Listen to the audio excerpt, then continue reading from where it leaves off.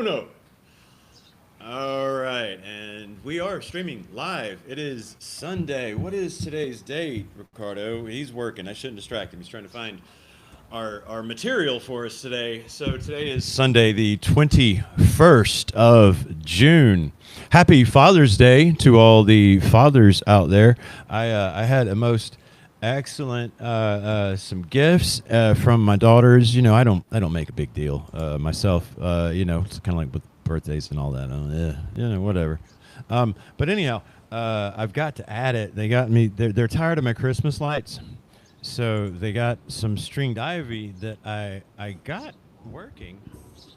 But as you can see, I haven't gotten it up behind me here in studio yet. They were over the Christmas lights. They said they looked cheap and ratty.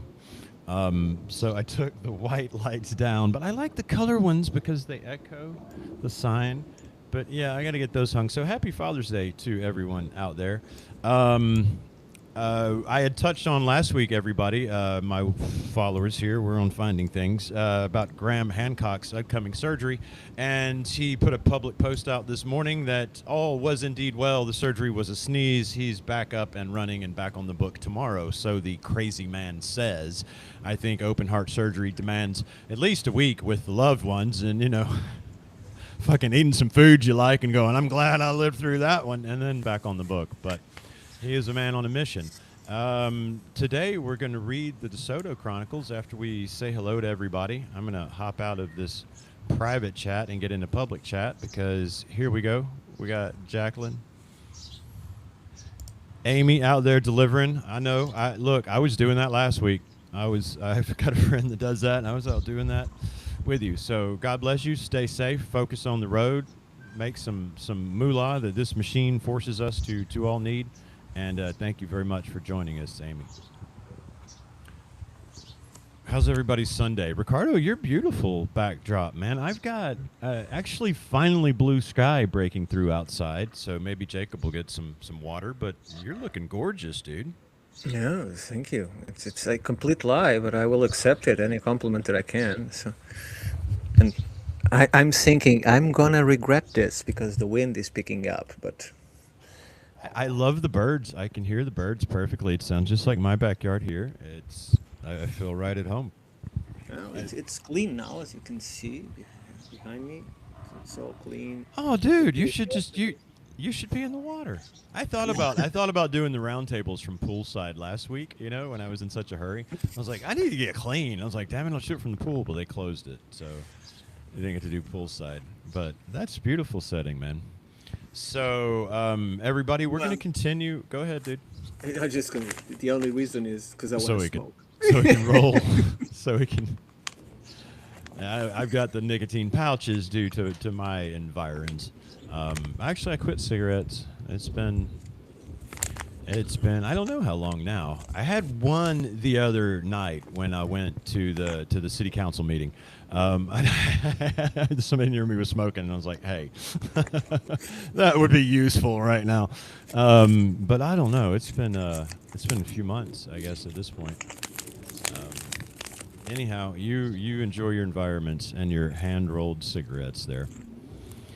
And did you send me the Google Yeah, Drive, which I to your so email. look at him, which I unprofessionally, guys, I didn't save the link I needed last time, and Ricardo had, and there's my email open, given us a PDF so I could quit reading from the book that Jacob had so graciously eaten, Munch it.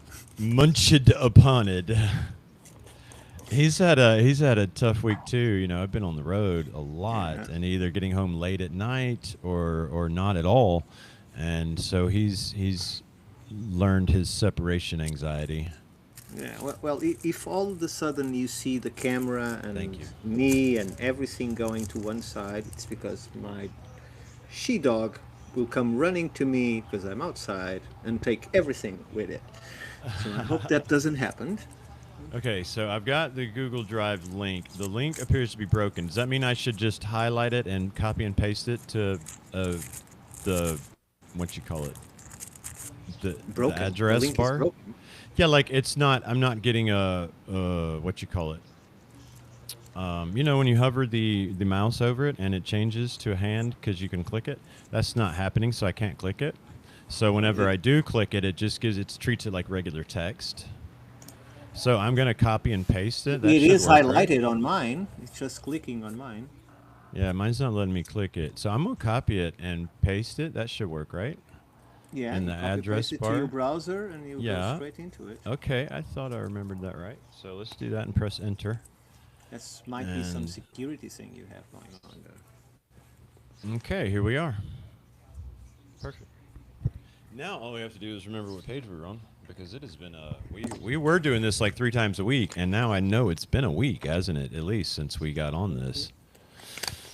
So I'm very interested. You know, I don't know where our audience is with invested in the story, but at some point, bro, I'm interested in reading some from volume 1.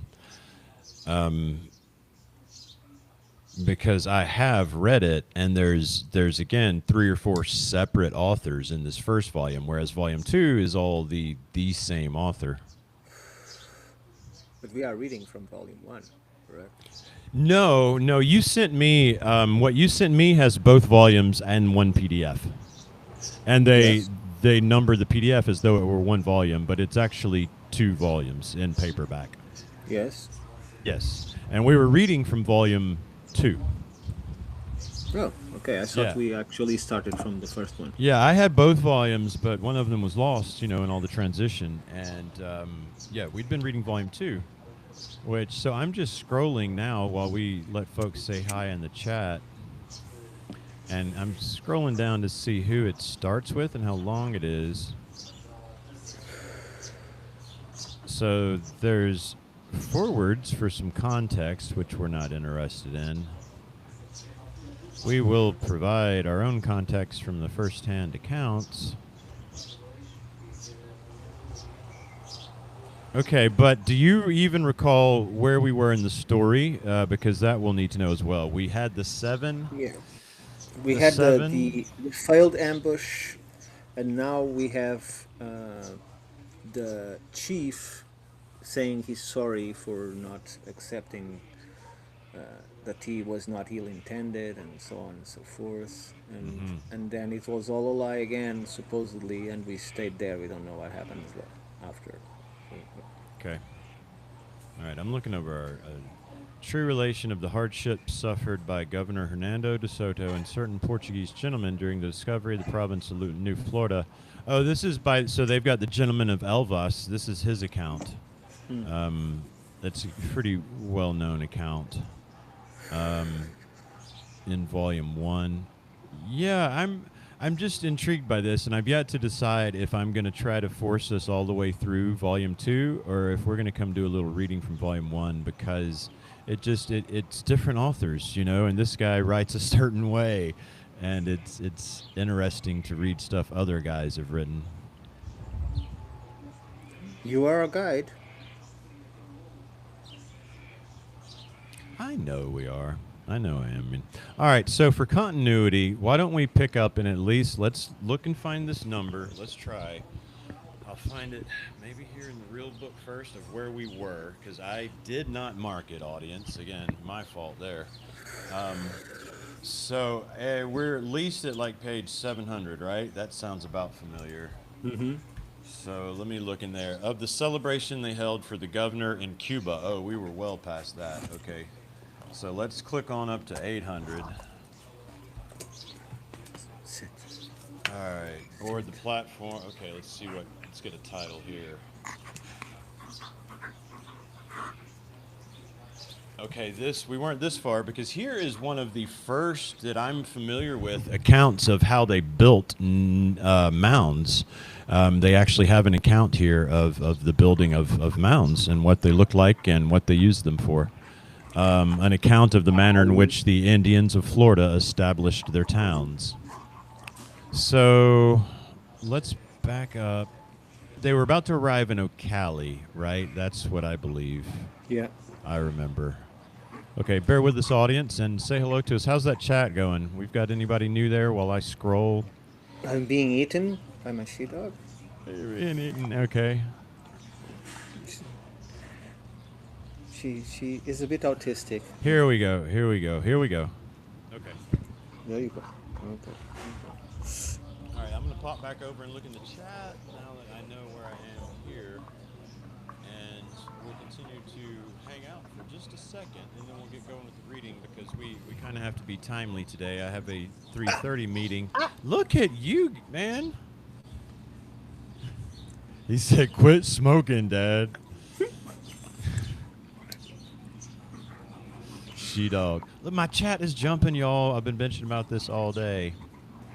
Well, thank you, Tammy. We enjoy having you hang out, and I enjoyed very much talking to your sister from another mister up there in New York, Sarah Braley, yesterday with Dave. Yes, I got to take. Yes, the pupper needs to go to the river for sure. Screwdriver likes Amish tobacco.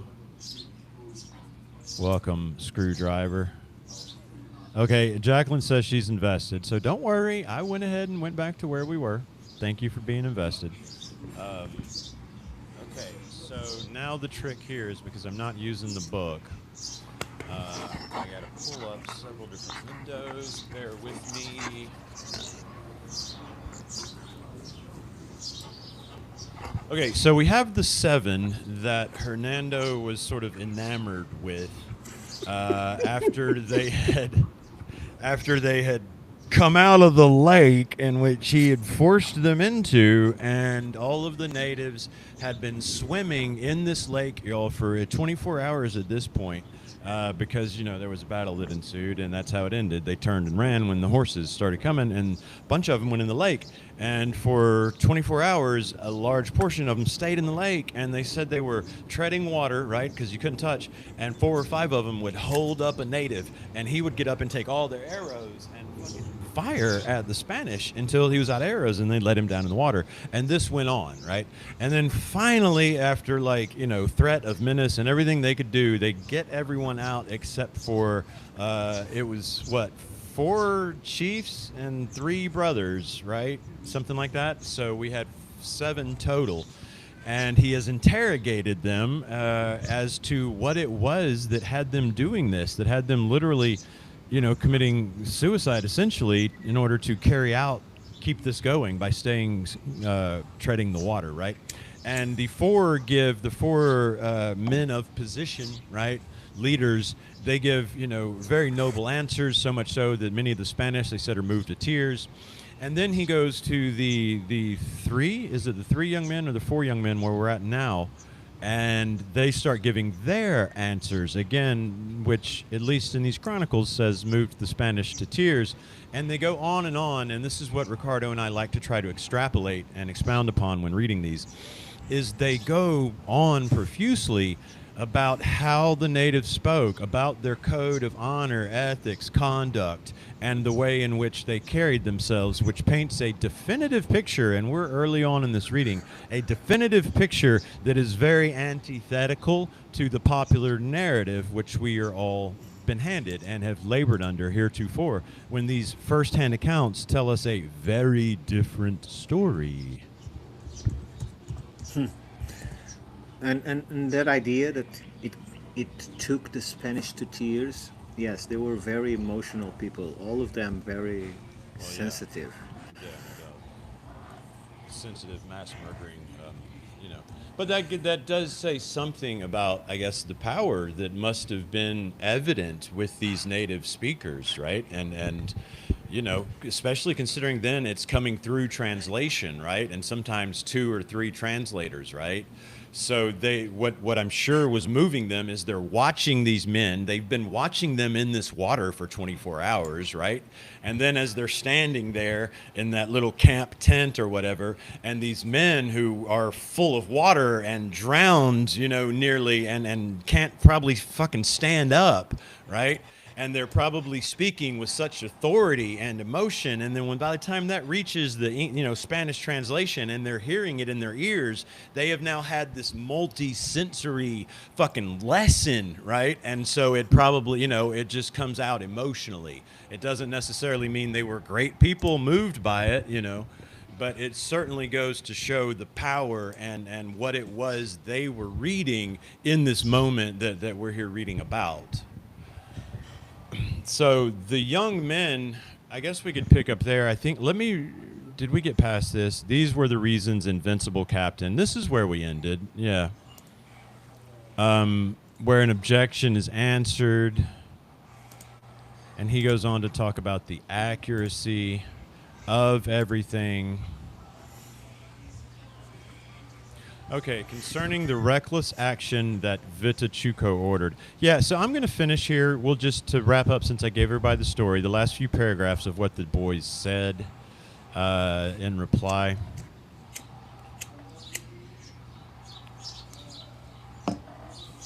So after giving their long replies about honor and why they were doing what they were doing, because they were essentially, what's the word? Nepotism, right? Their fathers were the chieftains, the leaders, the landholders, right? And so they described that they wished they were here performing this duty with these leaders, even though they were not them themselves, to show the men that they would earn their future title, so that when their fathers died and they, as prince, right, inherited, that it was not indeed nepotism, that they, just like their fathers, would have earned it, right? So they say, we have been instructed by our fathers and relatives in all these things and many others. Therefore, though we hold no offices or military rank, it seemed to us that we were no less obligated than these 4 captains. Rather, we were more so, for fortune had chosen us for greater preeminence and rank, as we were to be lords and vassals. We wished to let the latter understand that we would endeavor to succeed to the estate of our fathers and predecessors by the same steps by which they arose to become lords, which were those of fortitude, constancy, and the other virtues that they possessed, with which they sustained their estates. We also wished by our deaths to console our parents and relatives, dying in order to do our duty as their kinsmen and sons. These were the reasons, Invincible Captain, talking to De Soto, why we took part in this enterprise, and also the causes of the obstinacy and pertinacity you say we have shown. If the desire for honor and fame and the fulfillment of our obligation and natural duty can be so called, the latter is greater in princes, lords, and gentlemen in accordance with their higher quality and rank than in the common people. If these are sufficient for our acquittal, then pardon us, child of the sun, talking to Hernando, for our obstinacy did not arise from disrespect toward you, but from what you have heard. If we do not deserve pardon, here you see our throats. Do what most pleases you with our lives, which are yours, and nothing prohibited the conqueror. Many of the Spaniards present, on hearing the last words, and seeing youths so noble and so young placed in such affliction, and able to speak in that manner, could not refrain from showing their compassion and tenderness to the point of revealing it in their eyes.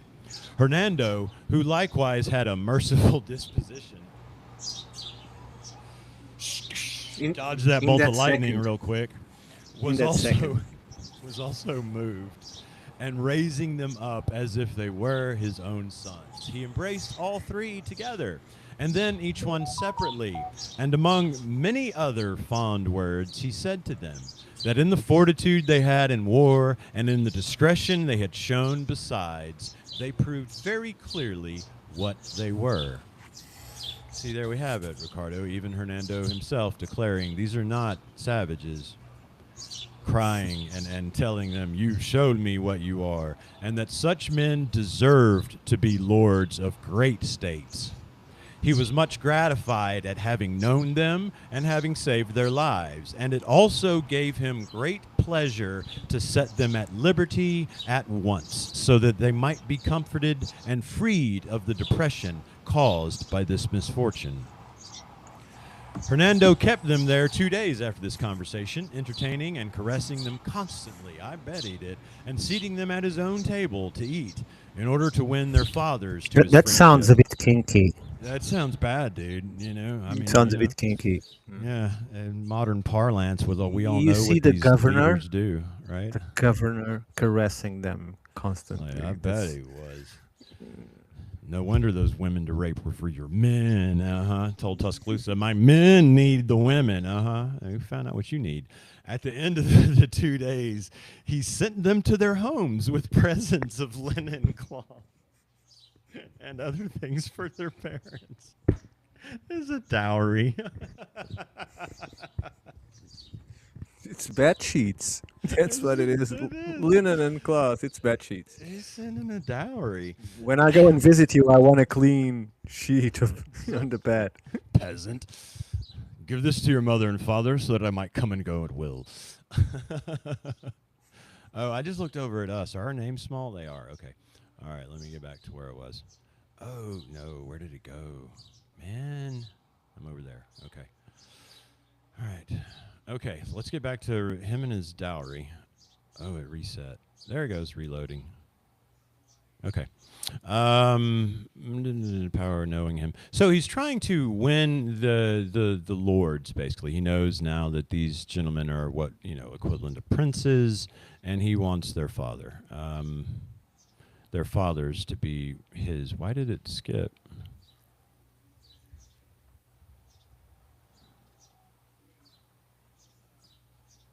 Sorry, guys, it skipped on me when I closed over to check our chat. No.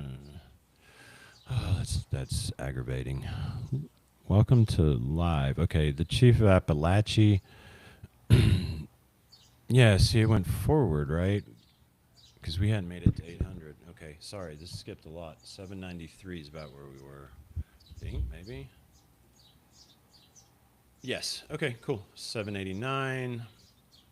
We are back in business. So the young men, all right, so Hernando's got his dowry together and other things from Spain that he gave them for their fathers and mothers and accompanied by some Indians of theirs who were found among the prisoners. He ordered them to tell their fathers what a good friend of theirs he had been and would be to them also if they desired his friendship. There's more linen and Do your cloth to father be and sent. mother sleep in the same bed? Does your father need a friend too? Hernando the pervert. The young men, after thanking the governor for having spared their lives and for the favors he was doing them at present, went to their countries well satisfied, having many favorable things to tell there. The governor ordered the 4 captains to be kept in confinement, so as to reprimand them together with their chief. Thus, on the day after the departure of the young men, he had all 5 of them summoned. He told them with serious words how ill they had done in having attempted to kill the Castilians under guise of peace and friendship, without the latter having harmed them in any way. Oh, I remember we read this part because we made a whole bunch of fun of what's his name, Navarrez, and how he sliced off the Indian's nose and killed his mother with dogs in front of him. And we hadn't harmed them in any way, for which they were deserving of an exemplary death that would be known throughout the world. But in order to show the natives of all that great kingdom that he did not wish to avenge himself for his injuries, but to have peace and friendship with everyone, he would pardon them from their past crime. Fighting for personal liberty and to keep my women from being raped and kidnapped. Yeah, I'm the criminal. It still is a crime to fight for personal freedom. It is. So they might be friends in the future. And since he on his, this just shows you Western, man, Matrix bullshit came in with this bastard. Forgetting the past, they busied themselves with preserving their lives and property and not attempt to do anything else. For if they should make such an attempt, it would succeed no better than the last one, until you got to Tuscaloosa, bitch. He said many other things to the chief privately in very friendly terms, intended to mitigate the hatred and rancor that he felt toward the Christians. And he directed that he again eat at his table, from which he had removed him hitherto as punishment, ordering him that he eat elsewhere. The pride and the ego of this motherfucker, man. I'm going to come in here and I'm going to take everything you have, and you have to give me everything I want from you. It doesn't matter if I kill you. It doesn't matter what I do. You have to give me everything. If you attempt in any way to prevent me from doing that, then you are a criminal and you cannot eat at my table. And if you want to come back and eat at my table, then you're going to forget all the shit I've done to you, you know? And it's like, man, I'm sorry. I could not eat at his table. As soon as he put a chicken bone in my hand, it would be in his esophagus. All right, so we also skipped this part last time, and the reason we're gonna skip it, and it answers everything, is because it's a lot of words. But what it's doing, guys, is in case any of his current readers had any issue with what he just described and how these natives responded, he goes on to talk to you about provenance and to talk to you about the other chroniclers and what they said, and it's all the same, and he lines it all out for you here, right? So it would be well to reply to an objection that might be made to the effect that in other histories of the West Indies there are not found actions of saying of the Indians such as these we write here, right? So until they got to the continental North America and got to in touch with these natives and these mound builders, you hadn't really heard of things like this, right? And that's important. You know, it tells us a lot that this man of the time back then felt the need to go on and say, I know this shit sounds different, right? But everyone else who was there agrees this is what went down. Do they? Right? So here he just goes on and on to quote everybody, Acosta, and, you know, on and on about the other people who back up all of this, right? Certifying the words that were spoken, not only to him but to others, and this is what that is. So I find this to be worth skipping because not only are we under time constraints, but the part where they describe mound building is coming up, and that is very, very valuable. So we're going to get to wrapping up the Vitichuca story, which is where we were, and anybody interested, I can send you screenshots, or you can go find Ricardo, send you for free. It gets you this little copy here, and you can read everything he's lining out for us. But it's just it's a break in our story, so that's why I wanted to skip through it there for you. Concerning the reckless action that Vitichuca ordered for the purpose of killing... Oh, we read this last time too, man. Jacqueline, do you need me to reread it? So, what's going on? Okay. Here we go. The Indians who came out of the small lake to surrender, more than 900 in number, had been kept prisoner by the governor's order and were distributed among the Castilians to act as their servants and to be held as such, as a penalty and punishment for the treason they had committed. See? This was done solely to intimidate and hold in check the Indians of the vicinity where the news of the recent action would circulate. I'm sorry, but she fell down the stairs trying to catch me on the other side. Four legs and she still falls down. I'm glad she's getting this time with you is all I know. She's enjoying every minute of it. The intention, however, was to free and liberate them as soon as they, the Spaniards, should leave the province.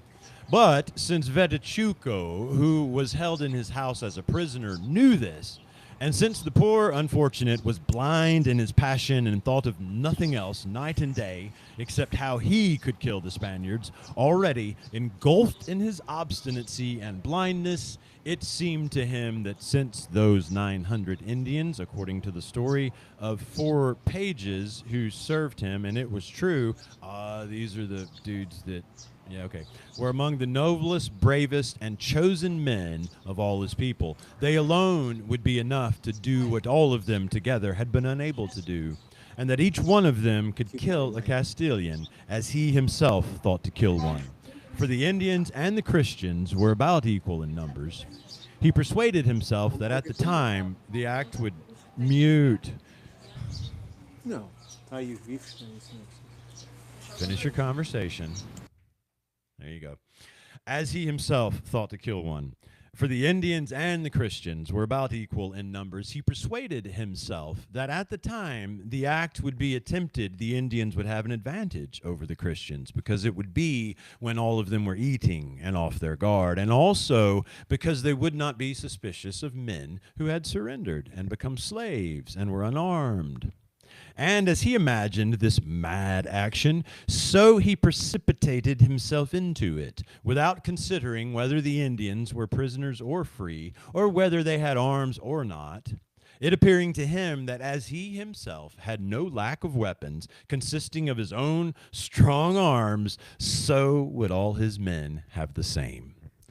Vitichuco communicated this precipitate and mad determination through his 4 pages to the leaders among the 900 Indians, ordering that on the 3rd day thereafter, precisely at noon, each one of them be ready to kill the Spaniard who had fallen to his lot as master. At the same hour, he himself would kill Hernando. They were to keep this a secret, passing the word from one to another, and as a signal to begin, at the moment he killed Hernando, he would give a shout so loud that it would be heard throughout the town. Vitichuco gave this command on the same day that Hernando had reproved him and restored him to his friendship and favor. There you go. He gets back invited to the table, and he's ready to roll. From which is seen the manner in which the ungrateful and unappreciative return benefits that are conferred upon them. Although they saw the hopelessness of the thing their chief sent them orders to do, the poor Indians obeyed and replied, saying that they would do what they were ordered with all their strength or die in the attempt. The Indians of the New World have so much veneration, love, and respect for their kings and their lords that they do obey and adore them not as men, but as gods, if they so command. They throw themselves into the fire as readily as into the water, because they have no regard for life or death, except in compliance with the precepts of their Lord, in which their happiness consists. Because of this religion, they call it a religion, but that's okay, it's not. For they regard it as such, they obeyed Vitichuco so implicitly they did not reply a word.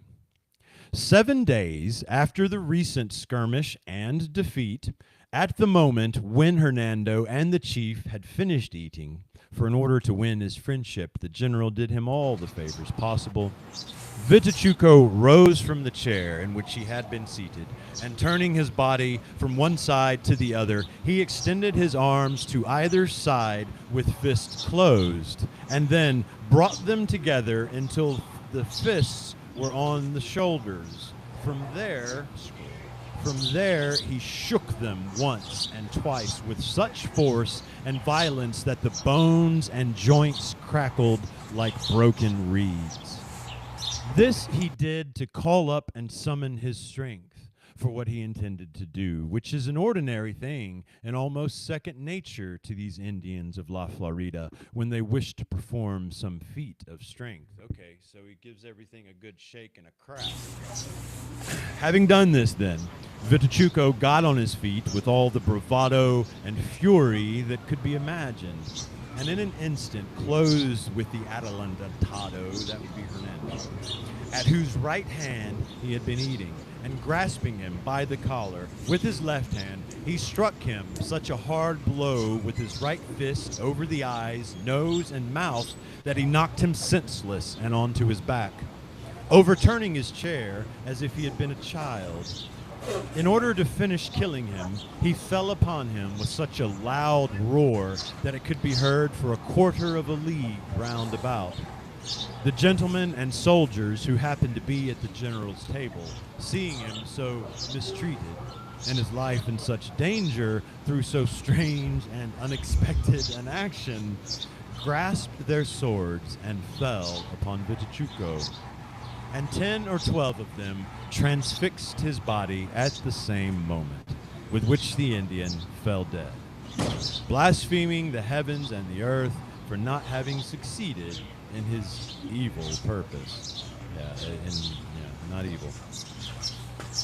These gentlemen secured the captain in such good time and to such good effect that if they had not been present to defend him, or had delayed a moment with their aid, allowing the Indian to strike him one more blow, he would have succeeded in killing him.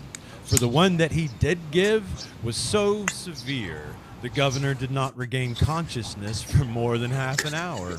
And he was bleeding at the eyes, nose, mouth, gums, and upper and lower lips, as if he had been struck with a large club. You see, that's why he became evil. He was so That's mistreated what all did this it. time. It's like Bill Gates when that motherfucker threw that pie on Bill Gates' face, man. That's when he decided we all had to die. Yeah, it's the same. Yep. His teeth and jaws were so injured that the former were about to come out, and for more than 20 days he could not eat anything that had to be chewed. Eat soup for a straw, through a straw for 20 days with one punch. His One face, punch. especially the nose and lips, were so swollen that he had to apply plasters to them continuously during those 20 days.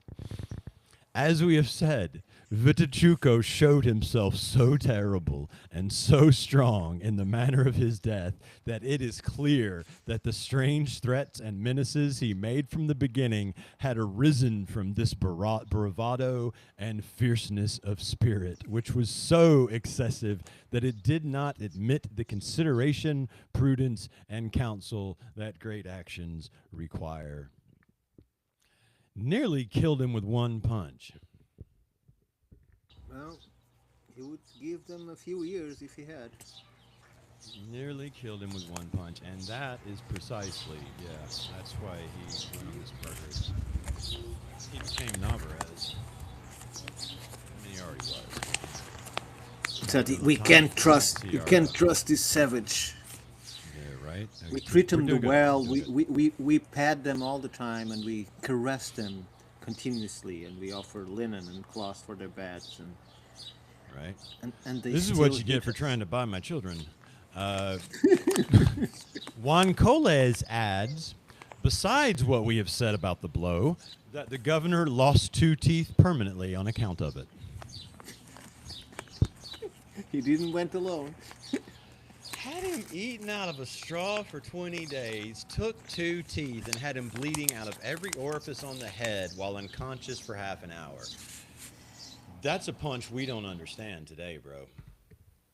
And we are talking about very different men, because at that time I mean, he humans were stood more up and he did the resistant. stretch and the crack before. Can you see it? I mean, my goodness, y'all. You stood up, crack, boom, broke him in half. And you have to think of the size of his hand, because he hit the mouth, the nose, and the eyes. I know the in this. whole thing, man. Just wow, boom. That's how you got to do it. But shit, that is hilarious. Can you see Hernando, mouthful of chicken, cup of wine or whatever up, looking at the Indian as he stood up and started making the roar? Going, what the fuck is this? Knocks that chicken straight through his fucking intestines, doesn't he? On the strange battle the captive Indians then had with their masters. At the sound of the chief Vitichuco's voice, which, as we said, had given his vassals the signal for the desperate act that caused his death and theirs, there took place in the camp between the Indians and the Spaniards encounters no less cruel and horrible than laughable. Hearing the chief's shout, each Indian fell upon his master to kill or wound him, carrying as weapons blazing sticks or other things that came to hand. For in the absence of those arms that they wished for, they converted into offensive arms whatever they found before them. Many of them threw in their masters' faces the pots containing their food, which as they were boiling, burned some of them. Others fell upon them with plates, porringers, jugs, and pitchers. Others with benches, chairs, and tables where Whatever they had works, them. man. Whatever That's works. it, man. and with anything else that came to hand, although it served only to show their desire to kill them, so that everyone can imagine what would happen under such circumstances. They did more damage with the burning sticks than with the other weapons, and it may be they had prepared them for the purpose, because most of the Indians carried them. One Indian gave his master a blow on the head with a firebrand and laid him at his feet, and then knocked him senseless with 2 or 3 other blows. Many. Hang on. Sorry, got an interruption. Oh. You can keep them. You can keep them. It's okay. All right. They did more damage. The person was armed? Yeah, they had burning sticks. No, the person that just talked to you, because you can keep them. Just take them. No. These are my peanuts that you said I couldn't feed to Jacob. Okay, so they did more damage. Okay, master. All right. One Indian gave his master a blow on the head with a firebrand and laid him at his feet, and then knocked him senseless with 2 or 3 other blows. Many Spaniards had their eyebrows burned and their noses and arms injured by blows from firebrands. Others received hard fistcuffs and buffets and blows from rocks or sticks, according to what fell to their lot in such an unseemly brawl as they found confronting them unexpectedly in their own houses.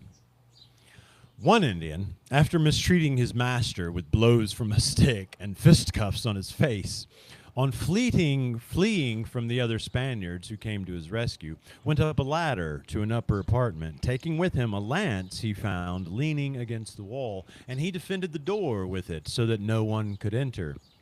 At this shout, a gentleman who was a relative of De Soto, named Diego De Soto, came up carrying a crossbow, ready to shoot, and stationed himself in the patio to fire it. I wonder if he didn't fire it, if this could have been the crossbow bolt that was loaded that day. He found, defended, at this shout, he loaded the crossbow, ready to shoot, and stationed himself on the patio to fire it. The Indians, who did not attempt to save his life, but to sell it as dearly as possible, did not try to avoid the shot, though he saw the Spaniard aim the crossbow at him. On the contrary, in order to make a good throw with his lance, he placed himself in front of the door and cast it at the moment Diego De Soto fired the crossbow. That the haft gave him a hard blow, which knocked him to his knees on the ground and drove the lance into it 1/2 a fathom, where it remained, trembling in the earth. Diego De Soto made a better shot than the Indian, whom he struck in the breast and killed. Seeing the effrontery and boldness of the Indians and what bad condition the governor was in, Hernando, as a result of the blow given him, the Spaniards lost patience and began to kill and wreak vengeance upon them, especially those who had been hurt with sticks or affronted by blows. These latter, in their anger, killed the Indians who chanced to be in front of them. Right. So you get hit with a stick and you go on a murder spree. Absolutely. You shall know them by their fruits, people. Other Spaniards who had not been assaulted, thinking that it was a thing unworthy of their persons and quality to kill men who had surrendered and were held in the condition and name of slaves, took them to the plaza and turned them over to the halberdiers of the governor's guard who were there to be executed. They killed them with their halberds and partisans, in order that the Indian interpreters and others who were serving the army, who had been taken from the provinces already left behind, should be hostages and become the enemies of the rest of the Indians of that country and not dare run away from the Spaniards in the future. They ordered that they shoot arrows at them, the other Indians, and help to kill them, which they did. So they made these natives that they needed take part in killing these natives so that they would not feel safe to return to their country and they would have to stay with the Spaniards. That's some low-down evilness right there. That's guerrilla against guerrilla. Yep. A Castilian named Francisco de Saldaña Francisco de Saldaña a small stature and very neat in his person, so that he would not have to kill the Indian who had fallen to his lot when they gave him out as slaves, took him along behind him with a cord fastened around his neck to turn him over to the executioners. When he had caught sight of the plaza and saw what was happening there, the Indian had such an excess of courage that he seized his master from behind as he was going along, by the collar with one hand and by the crotch with the other. And raising him up like a child, the Castilian being helpless, he threw him headlong on the ground with such force that he was stupefied. And then he jumped on him with both feet in such anger and wrath that he would have torn him to pieces with kicks and blows. The Spaniards who saw it ran to the rescue with their swords in their hands. The Indian, taking from his master the one sword that he was wearing, came out to meet them so fiercely and boldly that though there were more than 50 of them, he held them off in a wide circle, using the sword with both hands with such agility of body and desperation of spirit that he showed well his desire and eagerness to kill someone before they should kill him. The Castilians drew away from him, not wishing to receive injury in killing a desperate man. Thus the Indian kept circling around in every direction, attacking every one, none of them being willing to attack him until they brought weapons with handles with which to kill him. These and many other similar incidences occurred in this worse than irregular conflict, where 4 Spaniards were killed and many were badly wounded. And it was fortunate that most of the Indians were in chains and otherwise confined, for if they had been free, they would have done still more damage. Such was their bravery and spirit.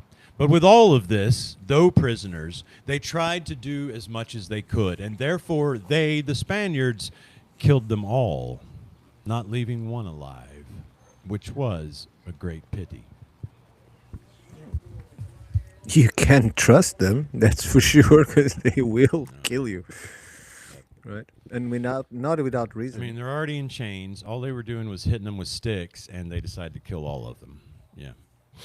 Such was the result of the temerity and arrogance of Vitichuco, arising from his spirit that was more fierce than prudent, exceedingly presumptuous and disdainful of advice, which to no purpose whatever caused his own death and that of 1,300 of his vassals, with some of them as to what to do about the strangers, who being such later became his enemies. He also caused the death of 4 good captains who had escaped from the small lake, who were killed along with the other Indians. For the prudent, who are subjected to and obliged to obey a madman and do what he orders, are in an unfortunate situation, which is one of the greatest calamities that can be suffered in this life.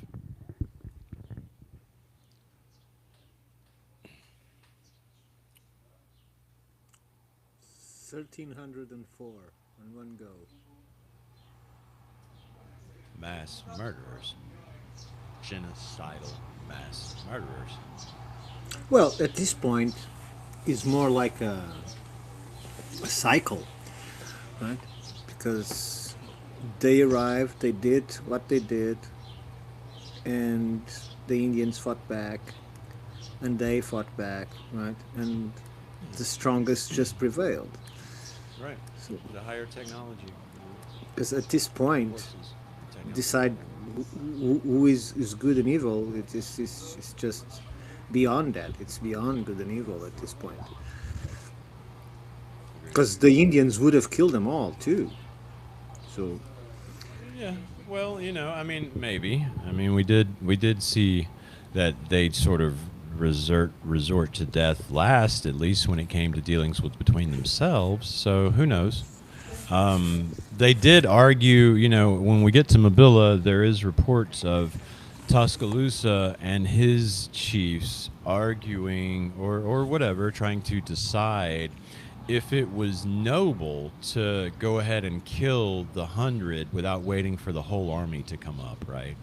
Now, I know that's a debate Hernando and his men wouldn't have had, you know. So I do throw that in there with would they have acted the same? I don't know, you know. The They didn't thing get a is, chance. we don't have this exposition from the native side. Right. That's why we're So, trying to extrapolate exactly. and we all know there's always three sides to a story. The winner, the So, loser, and the truth, yeah, more or less. more or less. Yep. So this next part, I'm looking at our time. I've got a little under an hour still to go. So the next part should be interesting, I think, for really anybody that's into to mound culture or what have you, because as we move on from Vitachuco's territory and we go to what they call here Osachile, an account of the manner in which the natives of La Florida established their towns, right? So I guess we'll pick up there and try to ferry forward from that very sad account of Vitachuco.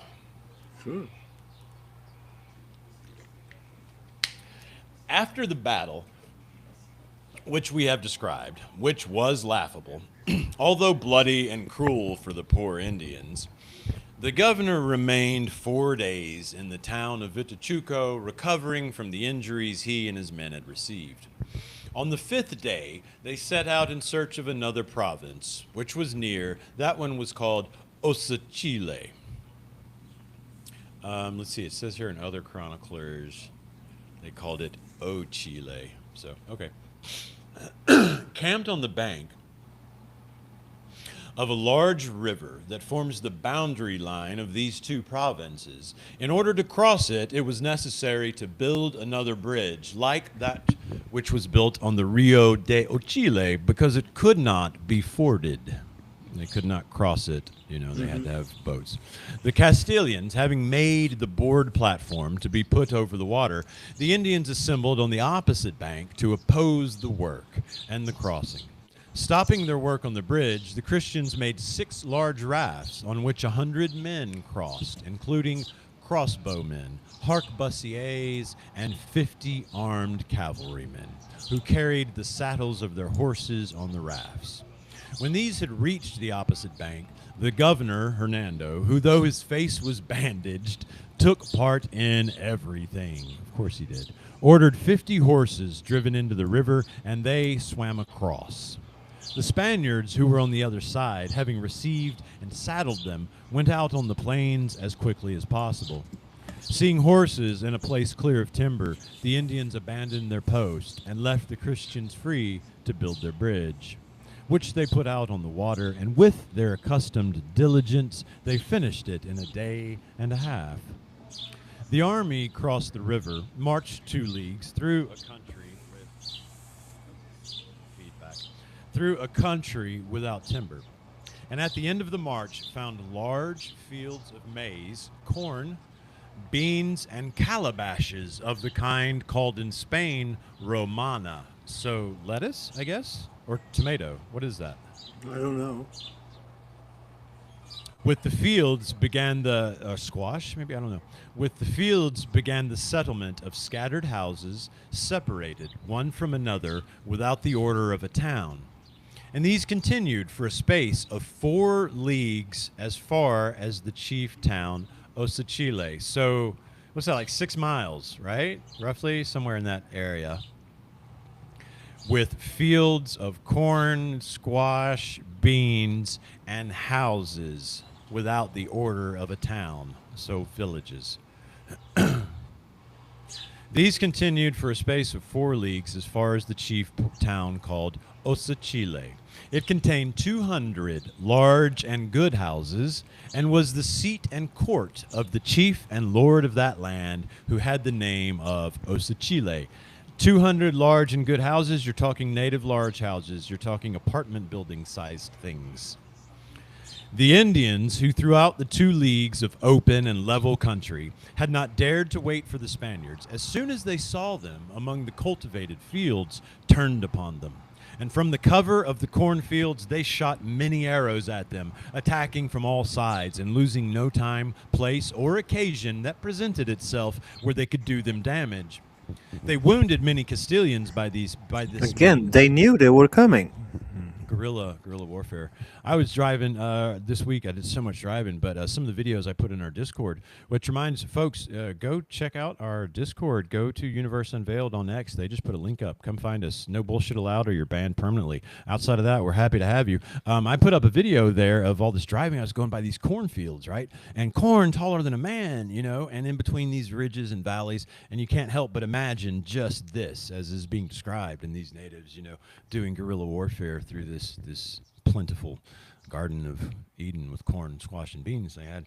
But neither did the Indians have reason for rejoicing, because the Christians, recognizing the bold and rabid courage the Indians showed for killing or wounding them and opposing their explorations, speared them without sparing anyone. They took very few prisoners. Thus, this desperate game continued throughout the 4 leagues of the cultivated fields, with losses now on one side and now on the other, always happening in war. From the town of Vituchuco to that of Osachile, there are 6 leagues of level and pleasant country. The Spaniards found the town of Osachile abandoned, for the chief and his Indians had gone to the woods. Hernando immediately sent messengers to him from among the few Indians they had captured in his country, offering him peace and friendship.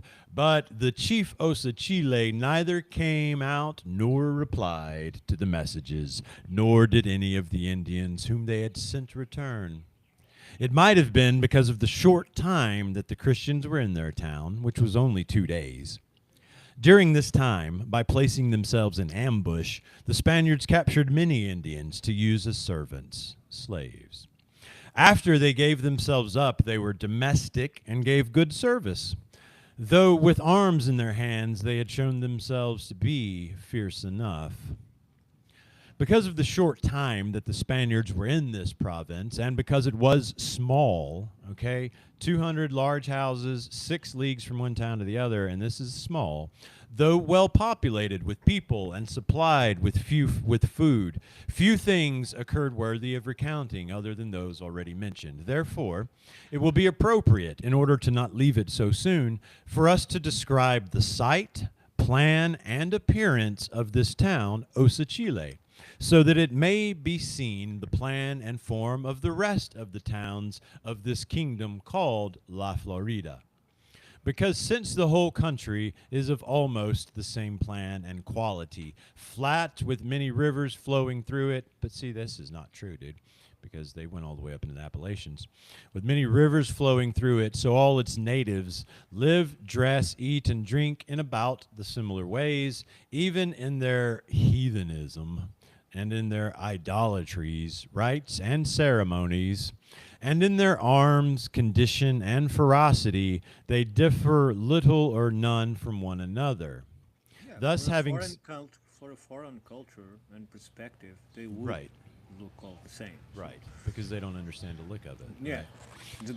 Because a color might mean a simple difference in color use might be extremely important. Extreme, right. Or a feather or any kind of address that they could use means something, right? It's not like our devoid of meaning beyond the search of beauty. It would have so much meaning. And he goes on to describe so much. This author is kind of shooting himself in the foot, because he goes on to describe so much later on that is not like anything he's described yet, So I guess he was just trying to generally lay out something here, and he was definitely generalizing it, because we know now that even the mounds, it was all different.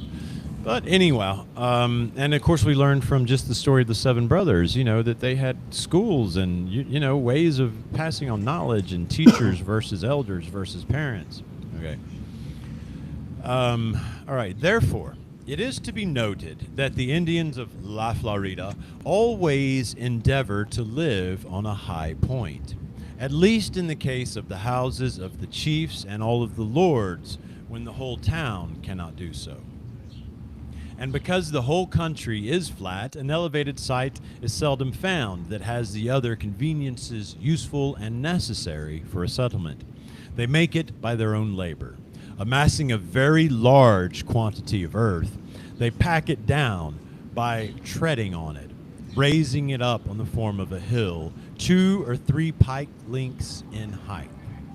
On top, they make a level space large enough for 10, 12, 15, or 20 houses for the dwelling of the Lord and his family and the people in his service, in accordance with his ability and the grandeur of his state. On the plain, at the foot of the hill or mound, natural or artificial, they make a square plaza corresponding to the size of the town that is to be settled, surrounding which the nobles and chief men then build their houses. Then the rest of the common people build theirs, endeavoring not to be too far from the hill where the Lord's house is. They try rather to surround his with their own. In order to go up to the chief's house, they make streets straight up the hill, 2, 3, or more is needed. 15 or 20 feet wide. For walls of these streets, they drive thick logs into the ground, one after the other, which are sunk into the earth more than an estado deep. So an estado is a unit of measurement about the height of an average man. For stairways, they place other logs, no less thick. It's just a bottle, not an artifact. No less thick. Where were we? Not These yet. logs- Right. I said we're okay. So they're describing 15 or 20 foot long pathways going up these things with trees driven the length of a man deep, right? Yeah. As Have you walls tried to do protect that? the ascent. No. Well, yeah, actually, but I use a It's- post hole. I use a It's mechanism not for it. it's not easy. For stairways, they place other logs, no less thick, at right angles to those that form the walls. So you got logs making walls and then logs making steps. And they join them together. These logs that form the stairs are planed on all 4 sides so that the ascent will then be smoother. The risers are 4, 6, or 8 feet from one another according to the incline or the steepness of the hill and its height. The horses could ascend and descend them easily because they were broad. All the rest of the hill or mound, besides the stairs, they cut off in the form of a wall so that it is not possible to ascend it. Oh, it's fortified completely. And in this way, the Lord's house is better fortified. In this form and plan, Osachile had his town and house, which he abandoned because the forest seemed safer to him. There he remained, without being willing to accept the friendship of the Spaniards or reply to their messages. And there is our description of a mound of a chief, with its walls around the bottom, its walls and its stairways, so broad and well made that horses traveled up and down them with no trouble. Yeah, at least until someone comes up with no permit in the backhoe and decides to take a complete side of it. As they're doing at Cahokia, audience members. So yeah, that is quite a passage. I think when we consider that this is a passage from one of the first people from the Western world to ever encounter this culture, it's one of the absolute earliest on records, of this culture. And so, why is it, Ricardo, that I don't see artist renderings of mounds with walls around them and steps? It's curious, isn't it? Well, at Cahokia, you don't see the stakes. Well, if they existed, I never heard it, but that doesn't mean nothing. Just means that I don't know. But around it, they had stakes. They had a palisade all around the whole complex. Wood that is hinges. huge. Yeah, it was huge. So it was fortified in that way. But it's always, first of all, it's very similar to what Europe was doing. Maybe 1,000 years before, right? This is What's the up, True Seer? 1500s. Thanks for popping in, dude. Sorry, I haven't looked at the chat in a while. Continue, Ricardo. So it's very similar to what was being done in Europe, and the north part of Europe was still doing as such in the 1500s. But what triggers my inquisition here is that logs are wood. So a palisade made of wood, you don't need to try and transverse it. You just need to burn it, right? But it was used as a method of deterrent and security for many years. So how did those two Yeah. things combine together? I have no idea. But well, you have been in the woods and you know that sometimes it's very hard to light a fire. It's not easy. Not always easy if you don't have any accelerant, and I don't like to use them. Lighting a fire is not always easy. Wood is more resistant than people may think. But Right. still, they would have oils, they would have fire, so you just burn the palisade. Unless you can't reach it because there's archers or other things. Oh man, I forgot to upload to Rumble. I'm sorry, Rumble. Look at that. I wonder if I click it now if it'd upload the whole previous bit. Probably wouldn't, would it? I have no idea. All right, I'll just have to upload it from Riverside. Okay. We can keep reading. I just realized I'd left Rumble out. What's going on, True? How's everything going over there in the UK?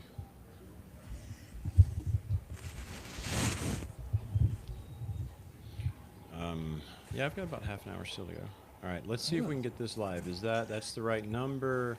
That's okay. Connect streaming software to go live. It should be. Oh, I didn't add it from the beginning. Oh well, I'm just gonna have to upload this fresh to Rumble. Sorry, Rumble. I've been catching about 40 views over on Rumble, so it's worth live streaming over Oh, there. you're gonna get rich soon then. As you said, bro, we're not here for the money. That's fucking obvious.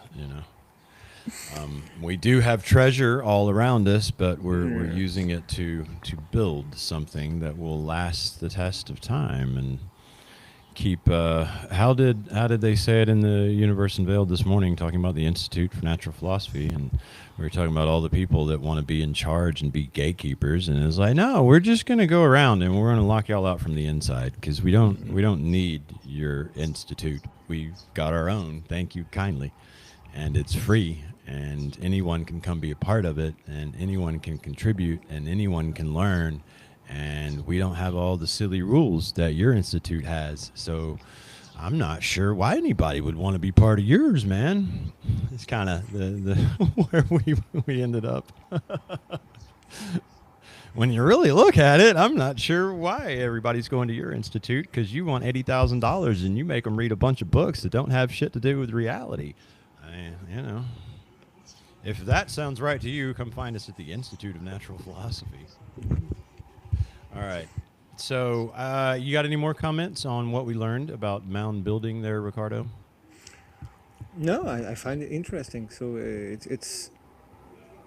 it's the first time I hear an ancient description, and it's the first time that I hear that they used palisades on top of the platform in order to secure the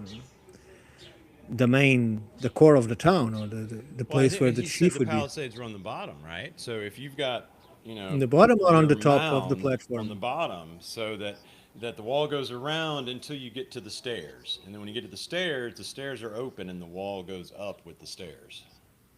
Does that make you see what I'm saying now? So it's around the bottom of the mound, and then it opens, and you can go up the stairs, and then the wall continues up the slope of the stairs. Why would you put a palisade where you can't climb? Because it's Well, see, you put it down at the bottom of the mound. That way, from the top of the mound, you can shoot anybody trying to breach no, it. you can't, because you can't see them because the palisade is there. As soon as they get to the top of the wall, you can. Yeah, but how do you get to the top of a And until they palisade? get to the wall, I don't know. That's just what he described. Yeah, I I'm didn't just I'm design it. just putting in question his description. That's all. Because Right. if the walls are at the base of this, let's call it pyramid or flat platform or Hill. hill, if they are at the base, if you are on top shooting down, you can see what's going on next to the palisade. Well, but think of it this way: what if you put it at the top?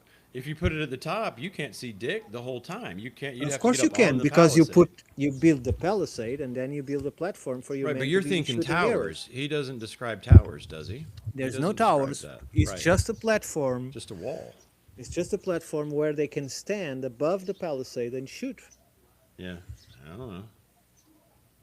I So think it's probably because they didn't have a lot of issues with it. You know what I'm saying? Like, I don't think, I think it was more like, what's the saying? A lock just keeps an honest man honest. You know, like it's more of just sort of, it keeps your one or two wild ravagers out, but and it doesn't seem like constant warfare was much they had to sweat, at least from these descriptions. I, I only wish we had someone that understands about these mounds that we could ask. So, but unfortunately, we only have Vince Barrows and Rick Osmond, so we only get 3 days of answering continuous. Right, right. Where you at, JT Lewis? We're looking for your expertise right here. That's what he's saying. Where you at, bro? I know you had a busy spring, but it's summer now. Come tell us about some mounds, please. But these first-hand accounts are extremely interesting, and they're Yeah, cool to they sit are. here and try to pick apart. You want to read a little bit more? I got half an hour before I got to be anywhere. Let's see Sure. where he goes next, or we could just scroll back and see what happens in the first volume and pick back up here with a regular story reading. So after his description, okay, so this starts the second part of the second book of the history of La Florida.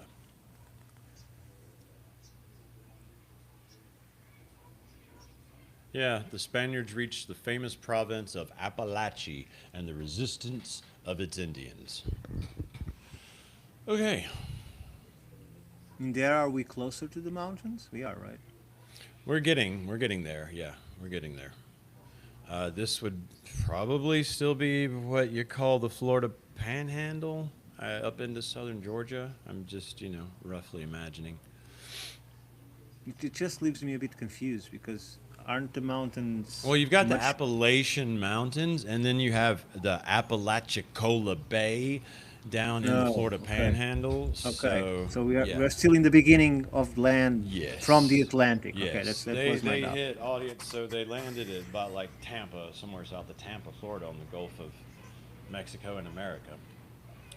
And they then started heading northward, right? Somewhat following the coast and then slowly veering more inland and northward, right? So Hernando and his captains, having learned of the town of Osachile that the province of Appalachia was nearby, concerning which they had heard so many amazing and great things, both as to the abundance and fertility of the land and the deeds of and the deeds of arms and bravery of the people, with whose ferocity and valor the Indians had threatened them so often along the road, saying that those of let's do Appalachia, saying that those of Appalachia would surely attack them with arrows and quarter, burn, and destroy them.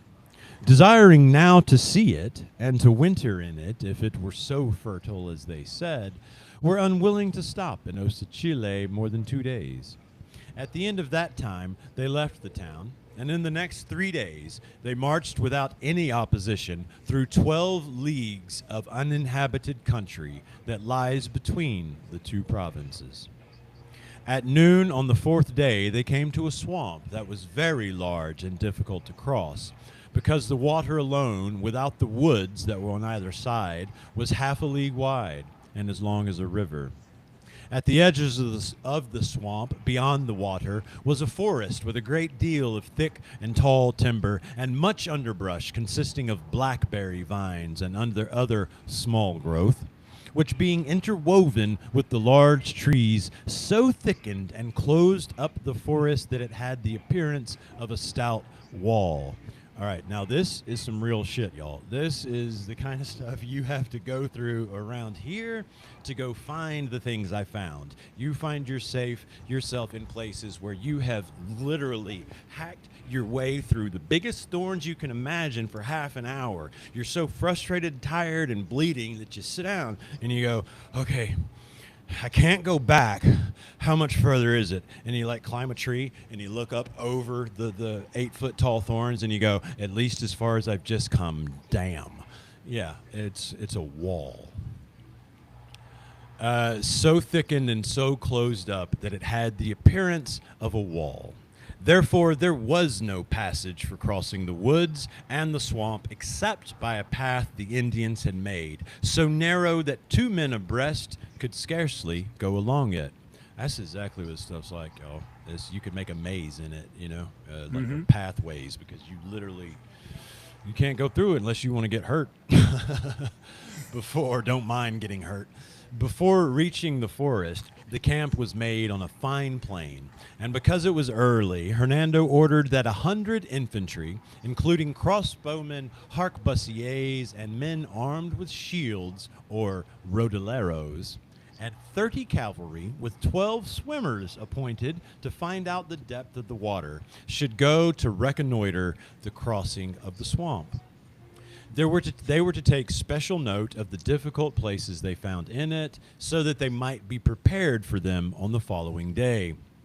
These Spaniards set out, and a few steps after they entered the path through the woods, they found Indians ready to oppose their passage.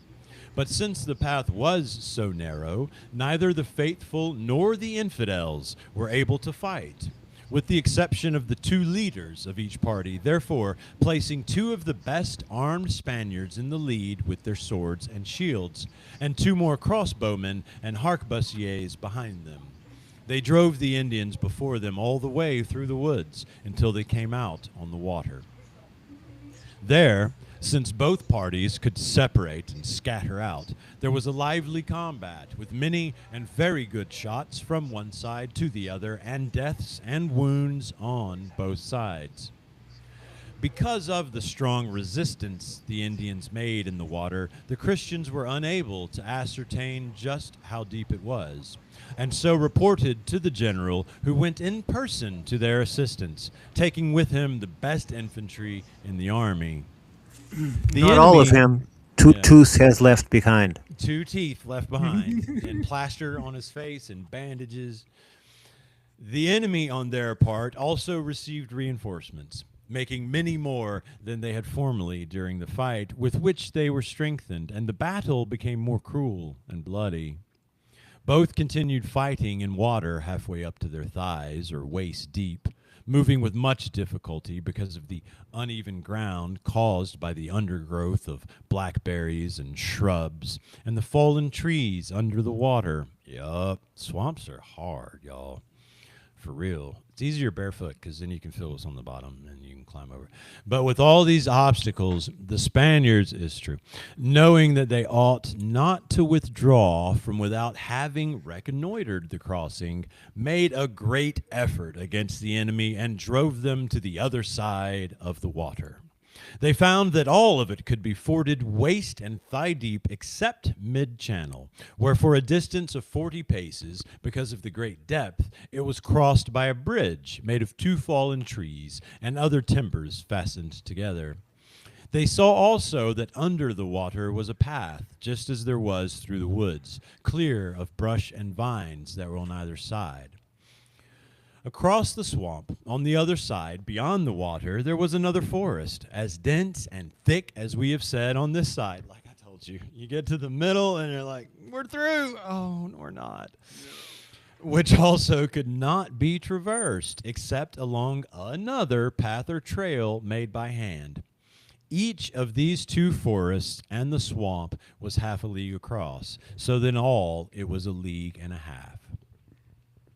Having examined the crossing well and considered the difficulties found in it, the governor returned with his men to his camp to plan what must be done on the following day in accordance with what he had seen and learned.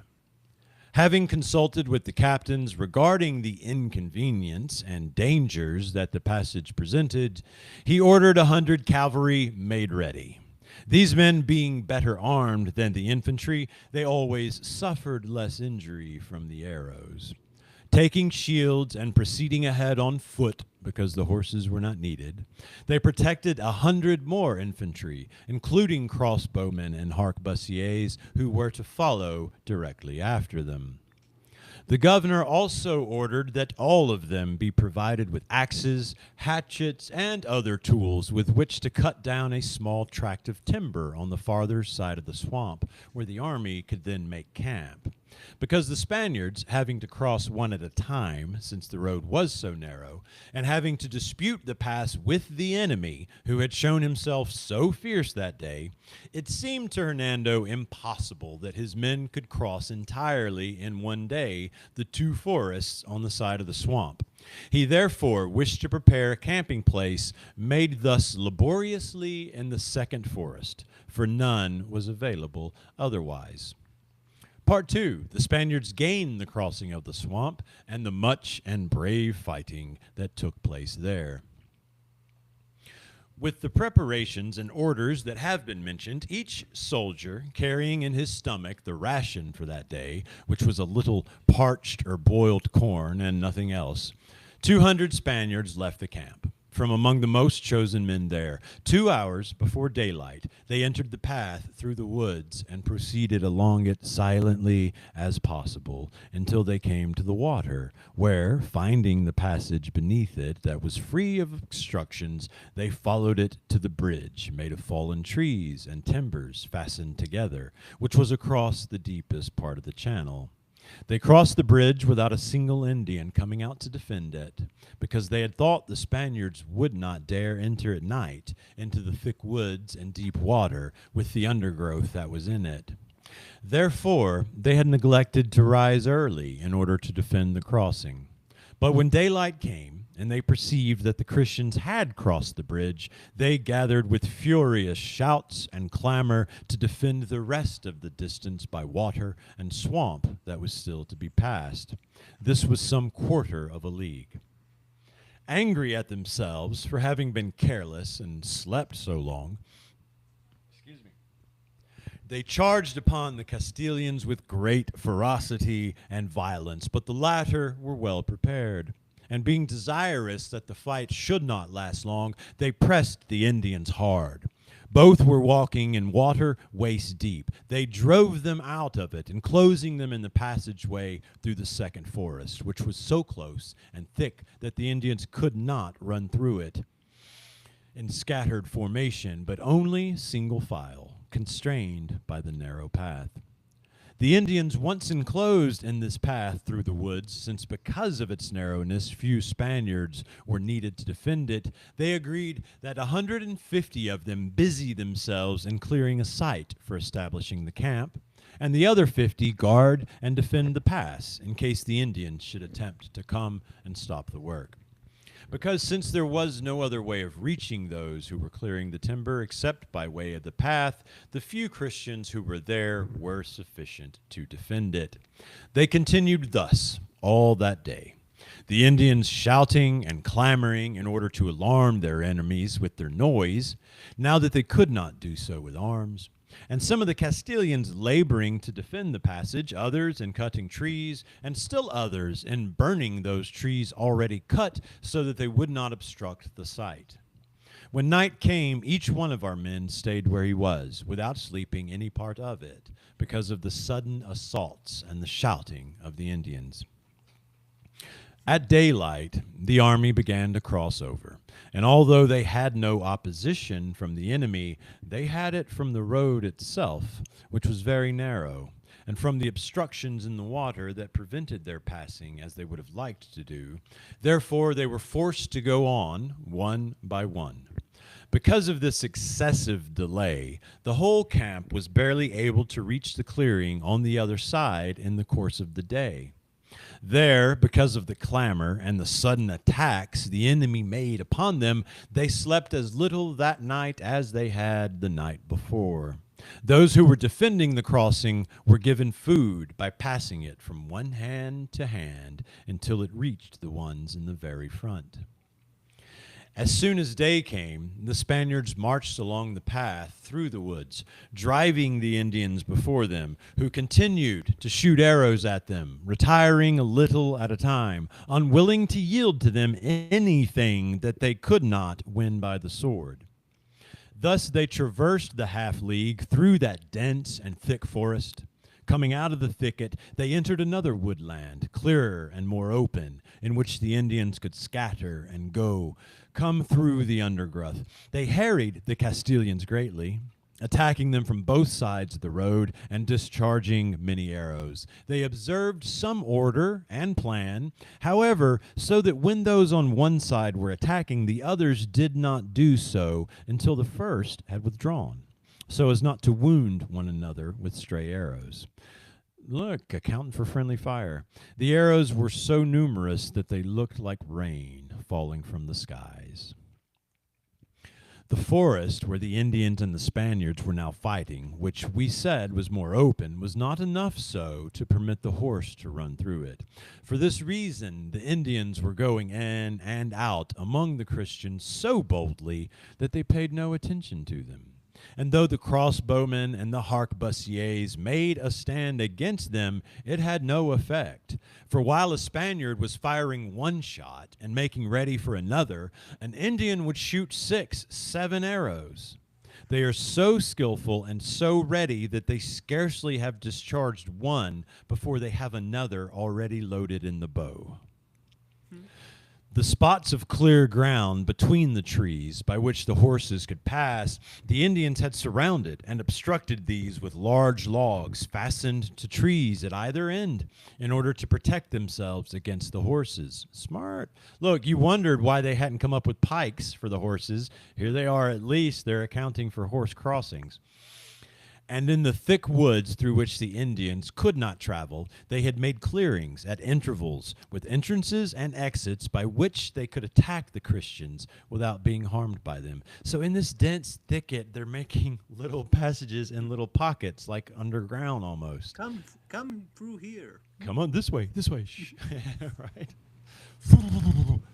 They made these preparations ahead of time because they knew that inasmuch as the woods and the swamp were so dense, they would not be able to attack the Castilians as they desired and could do if the forest were more open and clear, as was that in which they now were. Seeing then the advantages they had over the Spaniards because of the site, they did not cease attempting and carrying out whatever action, stratagem, or deceit they could against the Christians, very eager to wound and kill them.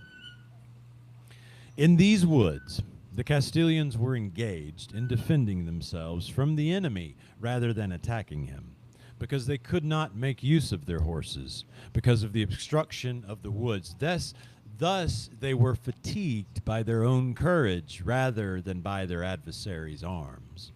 Seeing that their enemies were thus burdened, the Indians pressed them more and more on all sides, eager and anxious to rout and destroy them.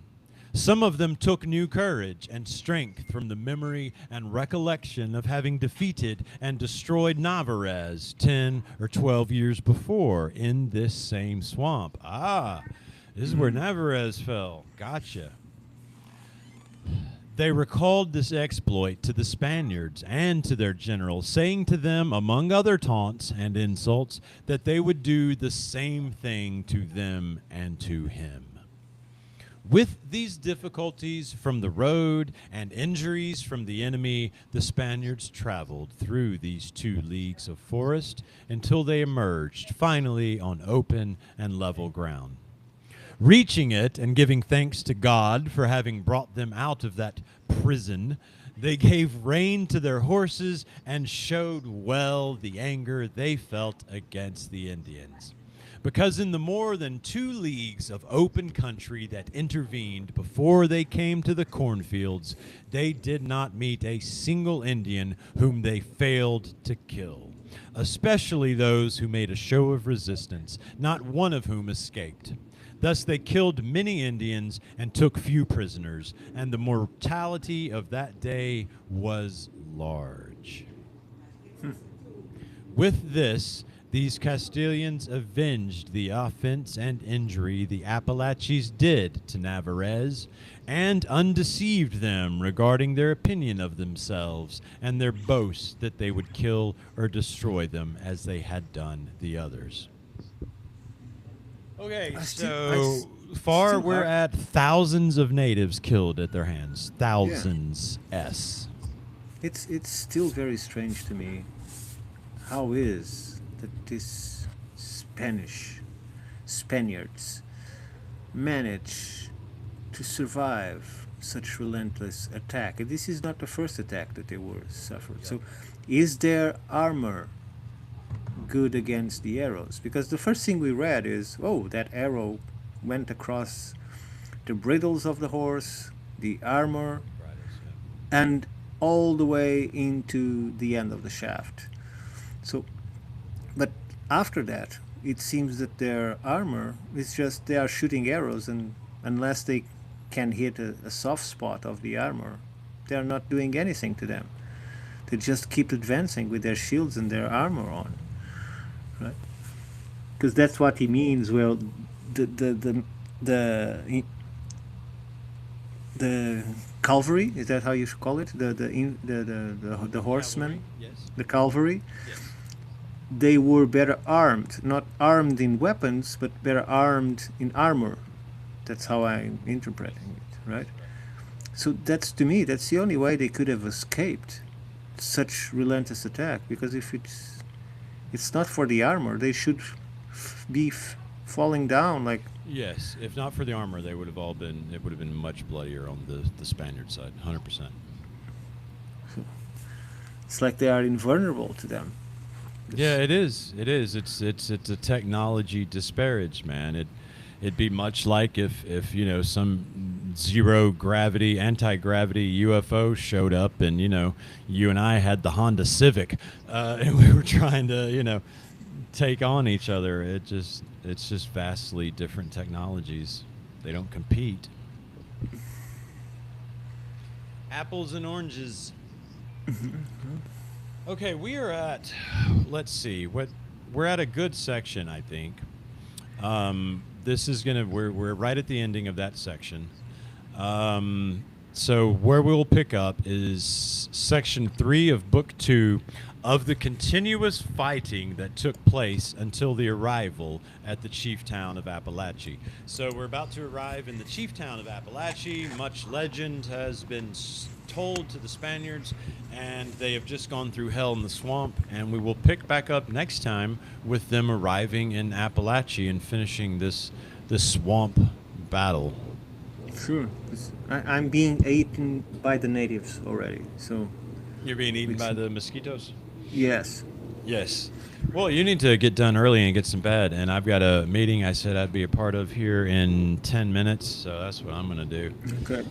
And then rest. That's what I'm going to try to do. We got anything coming up we need to plug? No, you can plug in the conference. The Megalithic Conference in upstate Yeah. New York. Just go to media. Go to the media, and there you have the poster there. You can No, I'm not in your Riverside. Oh, you are in your Riverside. Okay. Yeah, sorry, mate. Sorry. It's probably on X. We could look it up. Let's look up. What is she on X? Is it still SB or Sarah? I don't remember. I don't know if Sarah is on X. I bet Tammy placed the poster up. Didn't Universe Unveiled put the poster on? I don't know. Did they? By the Holler way, chat. Where do we find it? We're trying to plug you. All right, I'm gonna search. Let's see, because I'm in X right now, so I will look for your poster, boss. Let's see. I am Tammy looking for it too. Explorer put it up anywhere? I bet she did. Let's scroll her page real quick.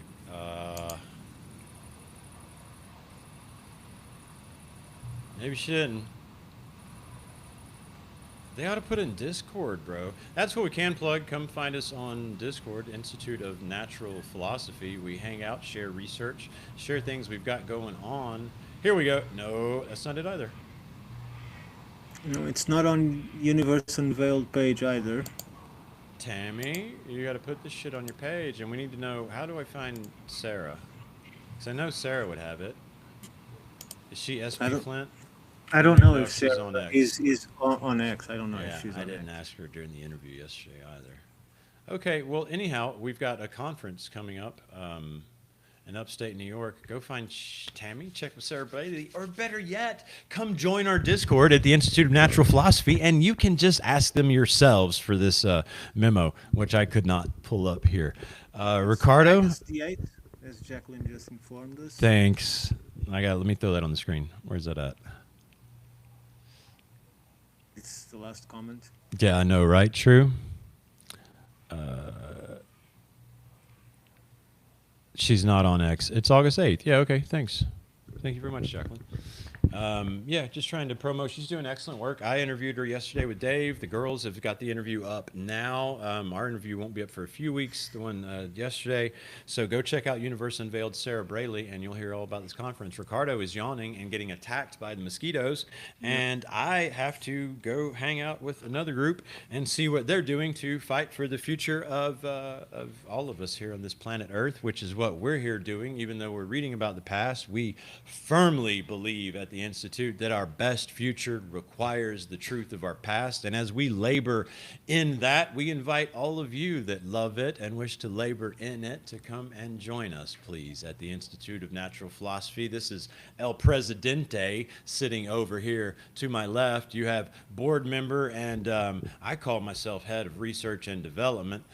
But we're all just delighted to be part of this organization that is establishing something that has been lacking in this world, and that's a place for independent researchers to come together. You just need to sit down with the cardinal, which you haven't yet, but you will. And then all that will be straightened out. What will be straightened out? What, am I getting in trouble? Man, I'm always a suspect. No, I'm used to that. no trouble. No trouble. You'll see that he's very thorough. I know he's thorough. I know he's thorough. We're well armed. We have quite a team all around us, that's for sure. And Steve, Mr. Cardinal, is how you'll hear him called by the girls. So when you hear Cardinal Steve, that is him. It's our administrator. Yep. Tireless. All right, guys. So I guess we're gonna wrap up episode 23 Okay. here. Unless anybody has anything of value, we've got to add here. No, I think you No, can go I to your sure don't. meeting. I never do. I don't even. Why am I doing this? I'm gonna go home and rethink my life. What are we thinking, Ricardo? We can replace mainstream academia with freedom and personal agency? What are we thinking? Oh, yeah, we can. We're doing it. See you there, guys.